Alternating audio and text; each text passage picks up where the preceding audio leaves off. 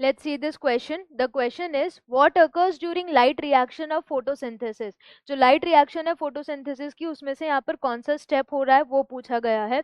तो mainly यहाँ पर क्या concept use होगा? Light reaction of photosynthesis.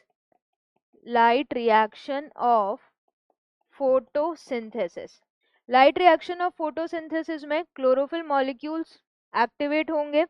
Then उसके बाद यहाँ पर फोटोलिसिस स्प्लिटिंग ऑफ वाटर होगा जिससे यहाँ पर इलेक्ट्रॉन जाएगा नॉन साइक्लिक के लिए PS2 के पास, ऑक्सीजन रिलीज होगा और साइक्लिक और नॉन साइक्लिक से अल्टीमेटली एनर्जी और उसके इंटरमीडिएट्स बन जाएंगे.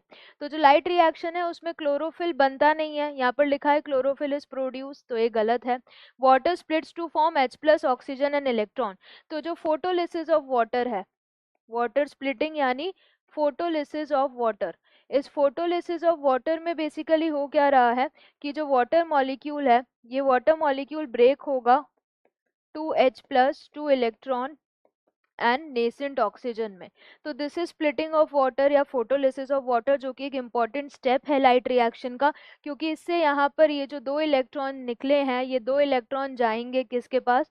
नॉन साइक्लिक को कंटिन्यू करवाने के लिए PS2 के पास. तो ये यहाँ पर बिल्कुल सही है. CO2 is given out as waste. अगर CO2 जो फिक्स की है वो एज अ वेस्ट प्रोडक्ट आ रही है तो मतलब वो प्रोसेस कौन सा है? Photorespiration. एक वेस्टफुल प्रोसेस जिसमें फिक्स CO2 भी लॉस हो जा रही है, तो ये यहाँ पर नहीं जाएगा. Sugar is form from CO2 and water.